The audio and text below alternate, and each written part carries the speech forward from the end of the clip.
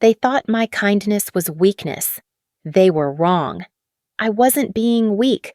I was just waiting for the perfect moment to show them what real strength looks like.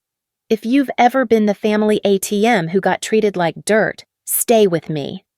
By the end of this story, you'll see exactly how I handled it. And trust me, you'll want to see how this plays out. Hit subscribe if you love a good justice story. My name is Sarah, and I'm 35 years old. I work as a software engineer in Seattle, make decent money, and live alone in a small but comfortable apartment downtown. Most people would say I have my life together. But when it comes to family, that's where things get complicated. I lost my mom when I was 18. Cancer took her fast, 6 months from diagnosis to funeral. My little brother Brandon was only 12 at the time, and watching him cry at the memorial service broke something inside me. I made a promise that day, standing in that funeral home with its awful floral wallpaper and chemical air freshener smell. I promised I'd take care of him. I promised he'd never feel alone. Looking back now, I wonder if that promise cost me more than I realized. Dad remarried 2 years later. Linda seemed nice enough at first. A real estate agent with perfectly highlighted hair and a wardrobe full of pantsuits, but it became clear pretty quickly who her favorite was. Brandon got the attention, the encouragement, the praise. I got the polite smiles and the expectation that I'd understand when family dinners got rescheduled without telling me. By the time I turned 20, I was working full-time at a tech startup while taking night classes to finish my degree. The money wasn't great, but it was enough to help Brandon with things Dad and Linda said they couldn't afford. His school trips, new cleats for soccer, a laptop for high school. I told myself it was worth it to see him happy. When Brandon got accepted to University of Washington, I was so proud I cried. But the financial aid package wasn't enough to cover everything. Dad sat me down one evening, just the two of us at a Denny's near his house, and laid it out. "We can cover about half," he said, stirring sugar into coffee he wouldn't drink. "But Linda's got 2 kids in college too, and with the market being what it is..." He didn't have to finish. I knew what he was asking. Over the next 4 years, I paid $80,000 toward Brandon's education. I picked up freelance coding projects on weekends. I skipped vacations. I drove a car held together by hope and duct tape. But Brandon graduated debt-free with a marketing degree and a job offer at a decent firm downtown. He thanked me once, I think. A text message that said, "Couldn't have done it without you, sis," with a red heart emoji. After college, Brandon needed a place to live while he saved up for his own apartment. My 1-bedroom wasn't big, but I gave him the bedroom and slept on the pull-out couch for 3 years.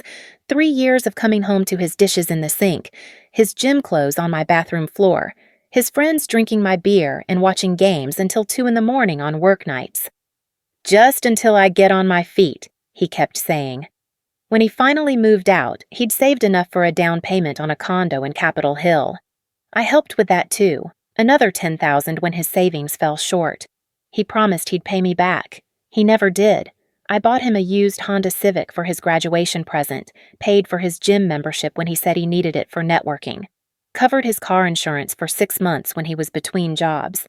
By my rough calculation, I'd invested over $100,000 into Brandon's life by the time he turned 28. And I told myself it was fine. He was my little brother. That's what family does, right? Then he met Ashley. Ashley Chen was everything Brandon apparently wanted, beautiful in that effortless way some women manage, with long, dark hair and a smile that belonged in toothpaste commercials. Her father owned a real estate development company. Her mother sat on charity boards and wore pearls to brunch. They lived in Medina in a house that probably cost more than I'd earn in my entire lifetime. Brandon brought her to family dinner exactly once, about 2 months into their relationship. It was awkward from the start. Ashley spent most of the meal looking at her phone while Linda asked increasingly desperate questions about her interests and hobbies. When I asked Ashley what she did for work, she gave me a thin smile and said, "I'm exploring my options right now." Later, Dad would say I'd been judgmental. I'd simply asked a question. After that dinner, Brandon started canceling plans. Coffee dates got rescheduled. Our weekly phone calls became monthly, then stopped altogether. When I'd text to check in, his responses got shorter and shorter. "Busy with work?" Got plans with Ashley's family? Talk soon. I noticed the shift in January. Brandon stopped mentioning me in his Instagram stories. When he posted photos from dinners or events, I wasn't in them, but Ashley's friends were. Her family was. Even people I'd never heard of. By March, the comments started. Little things, easy to brush off if you weren't paying attention. You know, Sarah, you should really update your wardrobe. Ashley has this amazing stylist. Ashley's family is really into fitness. Maybe I could get you a gym membership. We're doing this networking thing next month. It's pretty high-end, probably not your scene. Not my scene. I'd hear that phrase a lot in the coming months. In May, Brandon called me out of the blue on a Tuesday afternoon. I was in the middle of debugging code, but I answered because he so rarely called anymore. Hey, sis, he said, and I could hear the smile in his voice. Got some news. Ashley and I are engaged. I felt genuinely happy for him. Whatever my reservations about Ashley, Brandon sounded thrilled. That's amazing! Congratulations! Thanks. So, the wedding is going to be in November. Pretty quick, I know, but Ashley's parents have this venue they love and there was a cancellation, so he trailed off. November works great, I said. Just let me know the date and I'll request time off. There was a pause. A weird, heavy pause.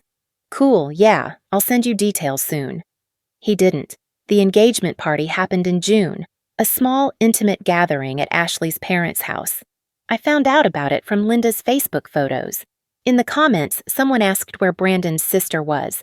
Linda responded, just immediate family this time. I'd been at Brandon's side when Mom died. I'd paid for his education, his car, his life for over a decade. But I wasn't immediate family anymore. I should have seen what was coming. In July, I got a text from Brandon. Not a call, a text. Hey, Sarah, need to ask you something. Ashley and I are a bit short on the wedding budget. Her parents are covering most of it, but we're about $15,000 short for the stuff we really want. You've always been there for me. Can you help us out? I'll pay you back, I promise. $15,000. I stared at that message for a long time. I thought about all the times I'd helped before, all the promises to pay me back that never materialized, all the sacrifices I'd made while Brandon lived the life I'd helped fund. I should have said no. Instead, I replied, Of course, Brandon. You're my little brother. Send me the details. Because that's what I did. That's who I was. The person who helped. The person who sacrificed. The person who loved her family, even when they forgot to love her back. The money left my savings account on a Thursday. $15,000 I'd been saving for a down payment on a house of my own. Gone, just like that, because Brandon needed his perfect wedding. Thank you so much, his text said. You're seriously the best. This means everything to us. 2 weeks later, he texted again. Hey, hate to ask, but the photographer we want costs more than we thought. Could you spot us another $3,000? Last time, I swear. The photographer. $3,000. I sent it. In September, another text. The wedding favors Ashley wants are custom and they're $2,000 more than budgeted. Can you cover it? I know I keep asking, but after this we're good, I promise. $2,000 more. I'd now given Brandon $20,000 for his wedding. $20,000 that came from years of overtime, freelance projects, and saying no to things I wanted so I could say yes to things he needed. But I told myself it was worth it. This was his wedding, his big day. And I was going to be there, celebrating with him, finally feeling like part of the family again. I bought a navy blue dress, the color Brandon said would work with Ashley's color scheme. I booked a hair appointment for the morning of the wedding. I even bought them a gift, a set of expensive kitchen knives Ashley had mentioned wanting. Everything was ready. Then, 3 weeks before the wedding, Brandon texted asking me to meet him for coffee. We met at a Starbucks in Capitol Hill, the kind of place where everyone's typing on MacBooks and pretending to write screenplays. Brandon showed up 15 minutes late, wearing designer jeans I knew I'd helped pay for and a stressed expression that immediately put me on edge. Thanks for meeting me, he said, sitting down without buying anything. I needed to talk to you in person. Is everything okay? I asked. Is it the wedding? Sort of. He rubbed his face. So, Ashley and I have been talking. The wedding is going to be very formal, very curated. Her family is really particular about the guest list and the vibe and everything. I felt something cold settle in my stomach. Okay. The venue is really small, he continued, not meeting my eyes. Like, intimate. Just close family and Ashley's social circle. Super exclusive. Brandon, I already got my dress. Navy blue, like you said. He winced. That's the thing. We don't have space for you at the venue. The noise of the coffee shop seemed to fade, steam hissing, milk frothing, people laughing. All of it distant, underwater. What? I know how it sounds, he said quickly. But this isn't about you, Sarah. This is about what Ashley's family expects. They have this whole vision for the day, and having people there who don't really fit into that world would just make everyone uncomfortable. People who don't fit. My voice sounded strange, even to me, flat. You mean me? You wouldn't be comfortable there anyway, he insisted. It's not your scene. Everyone's going to be dressed super fancy, talking about investments and vacation homes and all that stuff you're not into. You'd hate it. I thought about the $20,000 sitting in his wedding budget. Money from my savings. Money I'd earned. Money I'd given him because he was my brother and I loved him. I paid for your wedding, Brandon. He had the decency to look ashamed for about 3 seconds. I know, and I'm so grateful. Really, but this isn't about money. This is about Ashley's family having expectations and me wanting to make a good impression. You understand, right? No, I didn't understand.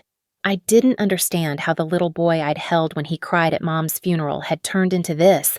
I didn't understand how 18 years of sacrifice and love had led to this moment, in this Starbucks, where my brother was uninviting me to a wedding I'd funded. Brandon slid an envelope across the table. Here, it's $500 for your trouble. Consider it a thank you gift. $500 for $20,000 given, for 18 years of raising him when our mother couldn't, for every sacrifice, every late night working extra hours, every dream I deferred so he could live his. $500. I looked at the envelope, then at my brother, really looked at him, and I saw clearly, maybe for the first time, that the person sitting across from me wasn't the kid I'd made that promise to. He was a stranger who'd learned that I would always say yes, always sacrifice, always understand. He'd learned it because I'd taught him. I smiled. It felt strange on my face, that smile. Cold. Keep it, I said quietly. You'll need it. What? I stood up, leaving the envelope on the table. Enjoy your wedding, Brandon. Sarah, come on, don't be like this. But I was already walking away, out of the Starbucks, into the afternoon sunlight that suddenly felt different, sharper, clearer. By the time I got home, the shock had worn off. In its place was something else. Not anger, not exactly, more like clarity, crystalline, perfect clarity. I'd spent 18 years being the person who sacrificed, who understood, who made things easier for everyone else. I'd been so busy being good, being helpful, being the reliable one that I'd forgotten to ask a simple question. What about me? For 18 years, the answer had been nothing. Nothing about me mattered as much as Brandon's comfort, Brandon's dreams, Brandon's perfect life. I sat at my kitchen table, the same table where Brandon had sat countless times, eating food I'd paid for, making plans I'd funded, and opened my laptop. First, I pulled up my email, confirmation receipts from vendors, the caterer, the photographer, the florist, the cake designer, even the venue deposit. Every single one had been paid with my credit card. Every single contract had my name on it. Not Brandon's name, not Ashley's, mine.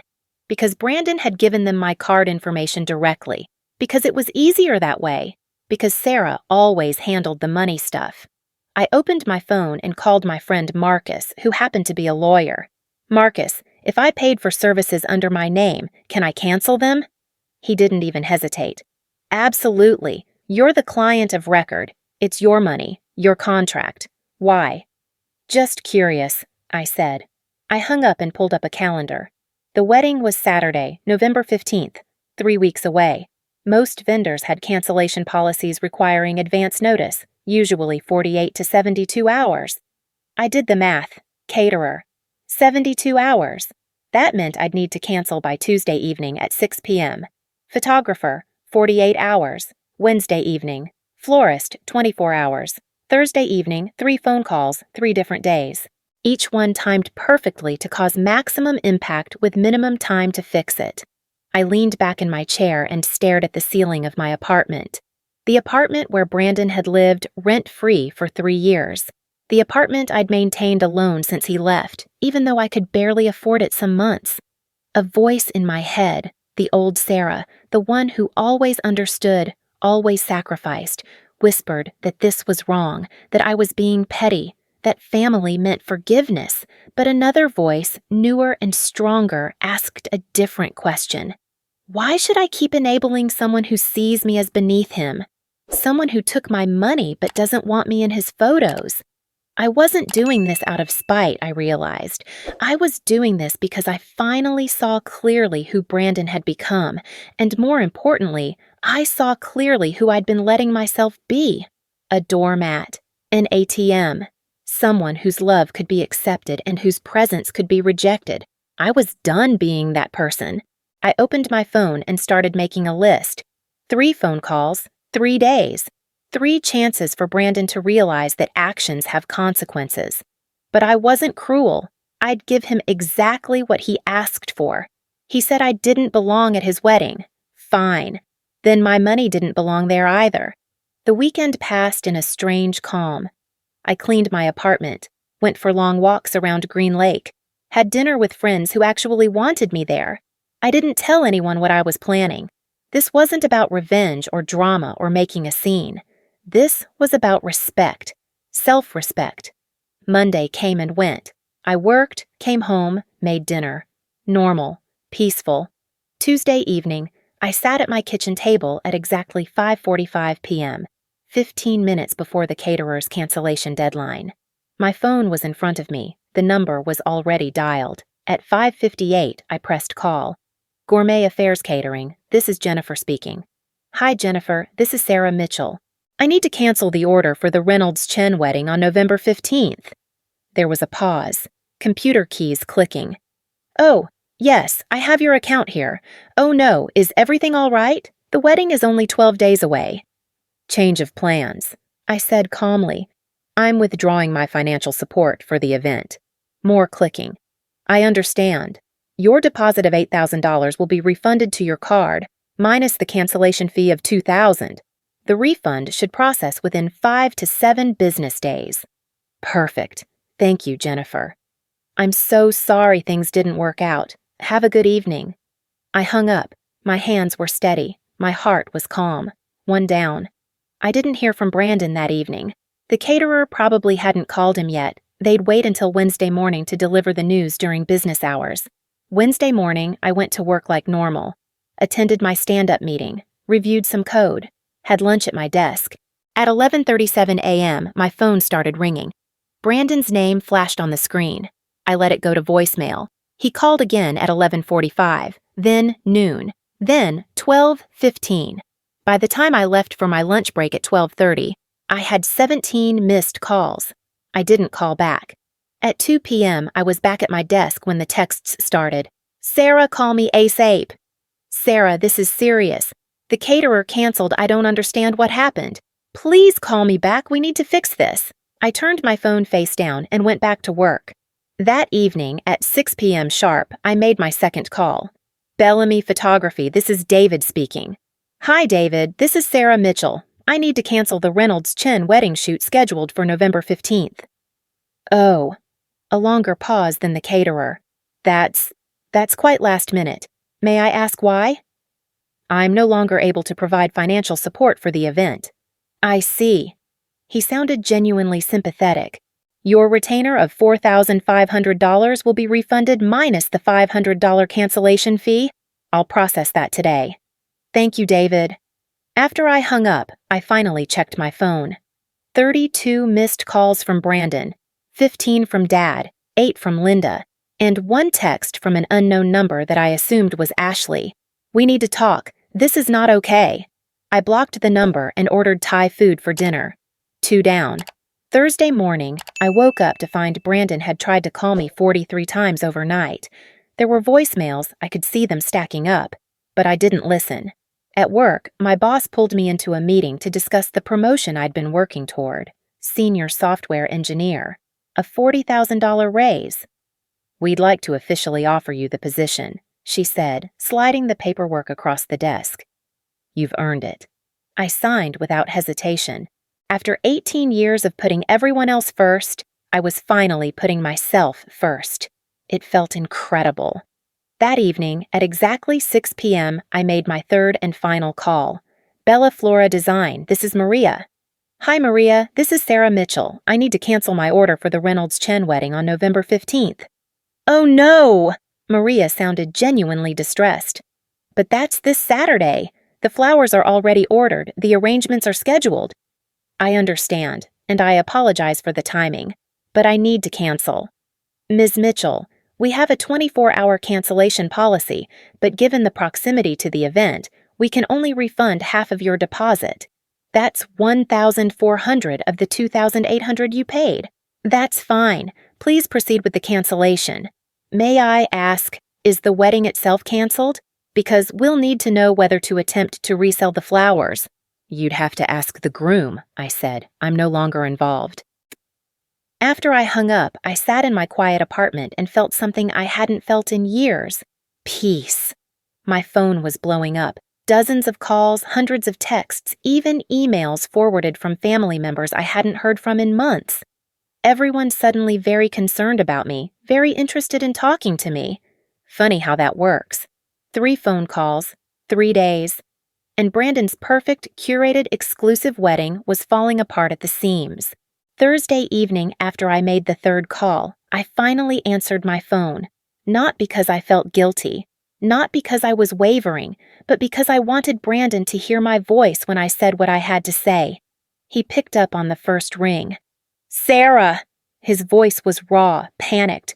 "What did you do? The caterer canceled, the photographer, and now the florist. Everything is falling apart." I kept my voice calm, level. "I withdrew my financial support. You said I didn't belong at your wedding, Brandon. So I figured you didn't need my money there either." "You can't do this. The wedding is in 2 days. 2 days. Ashley's family, her parents, everyone." He was hyperventilating. I could hear it through the phone. "Should have thought about that before you uninvited me." "I'll pay you back. I swear to God, Sarah, I'll pay back every penny. Just call them back. Please." "Brandon, those were my contracts, my name, my money, and I've made my decision." "This is insane. You're ruining my life over nothing, over being too sensitive." Too sensitive. That phrase landed like a slap. How many times had I heard that over the years? Too sensitive when I mentioned feeling excluded. Too sensitive when I pointed out broken promises. Too sensitive when I asked for basic respect. "I'm not too sensitive," I said quietly. "I'm just done." "Sarah, please." I heard another voice in the background. Ashley, shrill and desperate. "Is that her? Let me talk to her." There was fumbling, and then Ashley's voice came through, tight with barely controlled hysteria. "Sarah, I don't know what Brandon did, but this is affecting 150 people. My parents, my grandparents. This is the biggest day of my life, and you're destroying it." "I'm not destroying anything, Ashley. I simply stopped paying for an event I'm not welcome at." "You're welcome. Of course you're welcome. Brandon was just stressed. He didn't mean—" "He meant every word," I interrupted. "I don't fit your image. I'm not your scene." Those were his exact words. Silence on the other end. Then, "My parents have already spent so much money. We can't afford to replace everything last minute. Please, I'm begging you." "I'm sorry you're in this position," I said, and I meant it. "But this isn't my problem to solve anymore." I hung up. 5 minutes later, my phone rang again. Dad's name on the screen. I almost didn't answer, but something made me pick up. "Sarah Elizabeth Mitchell." His voice had that tone, the disappointed father tone I'd heard 1,000 times growing up. "What on earth are you doing?" "Setting boundaries, Dad." "Boundaries? You're destroying your brother's wedding." "I'm not destroying anything. I'm just not paying for it anymore." "Do you understand how selfish this is? How petty?" The word petty ignited something in me. Petty? I gave Brandon $20,000 for a wedding I wasn't invited to. That's not petty, Dad. That's self-respect. You're being dramatic. Brandon said it was just a space issue. Did he tell you he called me $500 as a thank you for my trouble, like I was a vendor he was tipping out? Dad went quiet. "Did he tell you," I continued, my voice shaking now, "that he said I didn't belong there? That I wouldn't be comfortable around Ashley's family because I'm not— what was it? Oh, right, not their kind of people." "Sarah, I paid for his college, Dad. $80,000. I let him live with me rent-free for 3 years. I bought him a car. I helped with his condo down payment. For 18 years, I have been there for Brandon. Every single time. And he thanked me by deciding I'm an embarrassment. But his wedding is none of my concern anymore." My hands were shaking, but my voice stayed steady. "I'm done sacrificing for people who don't value me. You can call that petty if you want. I call it overdue. You're tearing this family apart." "No, Dad. Brandon did that when he chose Ashley's family's approval over his own sister. I'm just refusing to fund it." Linda's voice came through in the background, and I heard Dad mutter something before he came back to the phone. "Your brother needs you right now." My brother needed me for 18 years, and I was there. Every time. But apparently, I'm only needed when there's money involved. I hung up before he could respond. The next morning, Friday, the day before the wedding, I woke up to 127 text messages. Family members I hadn't heard from in years suddenly had opinions about my character, my choices, my loyalty. My cousin Jennifer, who'd missed my college graduation. "How could you do this to Brandon?" Uncle Mike, who'd borrowed $500 from me 3 years ago and never paid it back. Family is supposed to support each other. Even Linda's sister, a woman I'd met exactly twice. "You should be ashamed." I deleted the whole thread and blocked most of them. But there was one message that gave me pause. Brandon's best friend, Tyler, who I'd known since Brandon was in high school. "Sarah, I don't know the full story, but I know you. You're not cruel. Whatever happened must have been bad. I'm sorry." I stared at that message for a long time. At least someone understood that I wouldn't do this without reason. I went to work, filed some paperwork for my promotion, and tried to focus. But I kept wondering what was happening across town. What chaos was unfolding in Brandon and Ashley's apartment. I found out later, much later, what Friday looked like for them. Brandon's credit cards were maxed out from trying to book replacement vendors. The only caterer available on 36 hours' notice wanted $18,000 for food that wouldn't be half as nice as what I'd originally paid for. Their champagne toast would be from Costco. The dinner would be chicken instead of the filet mignon Ashley had planned. The photographer they found was a friend of a friend, an amateur who usually shot family portraits at Sears. The flowers came from 3 different grocery stores, arranged by Ashley's bridesmaids the night before. Ashley's parents, who'd already paid for the venue and the dress and the rehearsal dinner, refused to cover any more costs. "You said you had it handled," Ashley's father apparently said. "You told us your family was contributing significantly. We've done our part." Brandon finally told Ashley the truth that night, that Sarah had paid for everything, that he'd uninvited me, that he'd offered me $500 like I was a contractor he was dismissing. According to Tyler, who heard it from one of the groomsmen, Ashley's response was not kind. "You did what? Your sister paid for our wedding and you told her she wasn't good enough to attend?" Their fight lasted until 3 in the morning, but the wedding went on. Saturday morning, I went for a run around Green Lake. The weather was perfect, crisp November air, clear blue sky, that particular Pacific Northwest brightness that only comes after rain. I stopped at my favorite coffee shop, got an oat milk latte and a blueberry scone, and sat by the water watching dogs play in the park. At 2 p.m., Brandon's wedding was starting. I wasn't there. For the first time in 18 years, I wasn't where Brandon needed me to be. It felt like flying. I got the details later, pieced together from Tyler and from a few photos that made it to social media before Ashley's friends were asked to delete them. The venue was beautiful, a restored warehouse in Georgetown with exposed brick and string lights. Ashley's dress was stunning, her makeup flawless. On the surface, it looked like it might actually pull together, but the cracks showed immediately. The grocery store flowers were already wilting in the November heat from the venue's heating system. Someone had attempted to arrange them artfully, but they looked exactly like what they were, a last-minute scramble. The chairs were mismatched. The original rental company had been part of the catering package I'd booked and canceled.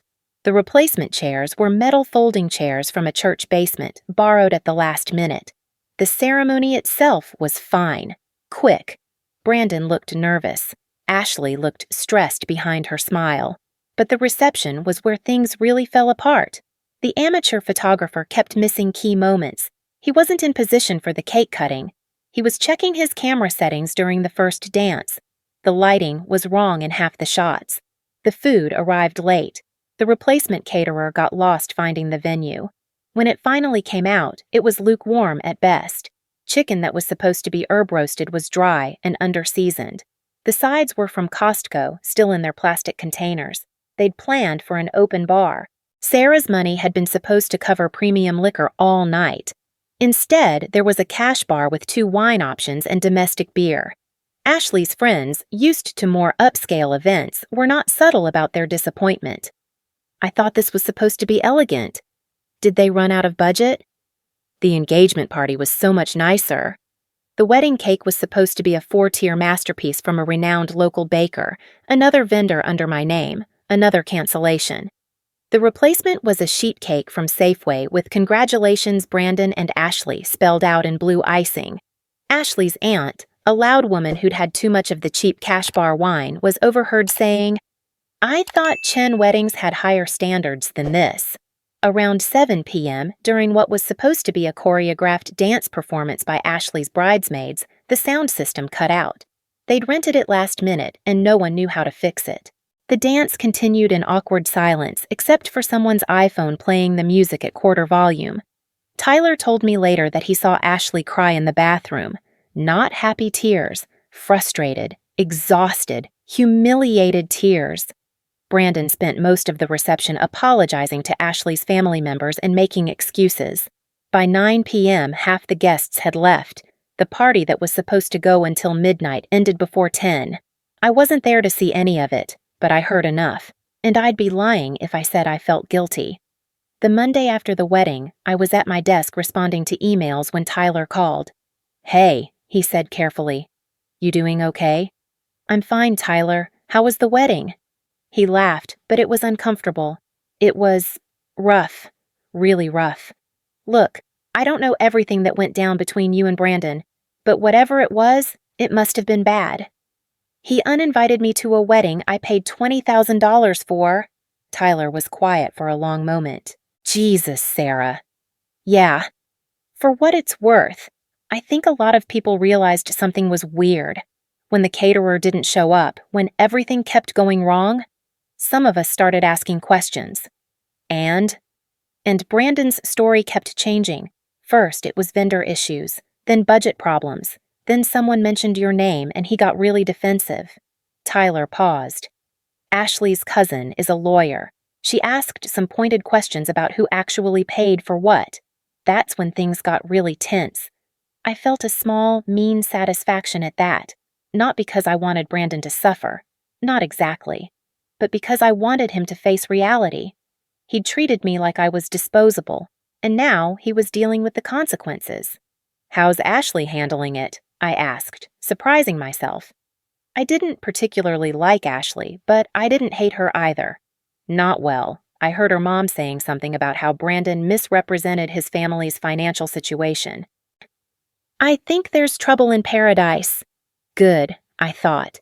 Then immediately felt bad for thinking it, but only a little bit bad. The weeks that followed were strange. I'd gone from being in constant contact with Brandon, even if it was mostly him asking for things, to complete silence. No calls, no texts, no emails. Dad tried to play mediator once, asking me to be the bigger person and reach out. I declined. Brandon knows where I live, I said. If he wants to apologize, really apologize. Not just apologize for getting caught. He knows how to find me. He didn't reach out, but the gossip reached me anyway. Family members who'd been so quick to condemn me suddenly got very quiet when the full story came out. My Aunt Carol, Dad's sister, called me directly. "Sarah, honey, I had no idea you'd paid for the whole wedding. Brandon didn't mention that part. He said there were complications with vendors, not that you'd canceled because he uninvited you after taking your money." She sighed. "I'm sorry I jumped to conclusions." "Thank you for saying that. For what it's worth, your mom would be proud of you for standing up for yourself." I cried after that call, not sad tears, relieved ones, like some part of me had been waiting for permission to not feel guilty. 6 weeks after the wedding, I got a letter, actual mail, not an email or text. Brandon's handwriting on the envelope. Inside was a single page. "Sarah, I know I messed up. Ashley and I have been in counseling, and I'm realizing a lot about how I've treated you over the years. Our marriage is struggling. The wedding was a disaster, and I know that's my fault. I took you for granted. I took your love and your money, and I gave you nothing back. I'm working on being better. I'm sorry. Can we talk? No check. No offer to pay back the money. Just words." I put the letter in a drawer and didn't respond. 2 months after the wedding, right before Christmas, I closed on my new house. A small craftsman in Ballard with a garden and a reading nook and enough space for an actual home office. I'd used the refunded deposits, the money I'd gotten back from canceling the wedding vendors, as part of my down payment. I invited my real friends over for a housewarming. Tyler came, my work friends, my Aunt Carol, even Marcus, my lawyer friend. No one from Brandon's side of the family. I didn't invite them, and surprisingly, that felt fine. Tyler cornered me in the kitchen while I was refilling the snack bowls. "Brandon asked about you," he said carefully. "Oh?" "He wanted to know if you're doing okay, if you're happy." I looked around my new house, at the friends laughing in my living room, at the life I was building that had nothing to do with sacrifice or obligation. "You can tell him I'm doing great," I said, and I meant it. 3 months after the wedding, I ran into Ashley at Whole Foods. Literally ran into her. Our carts collided near the produce section. "Sarah."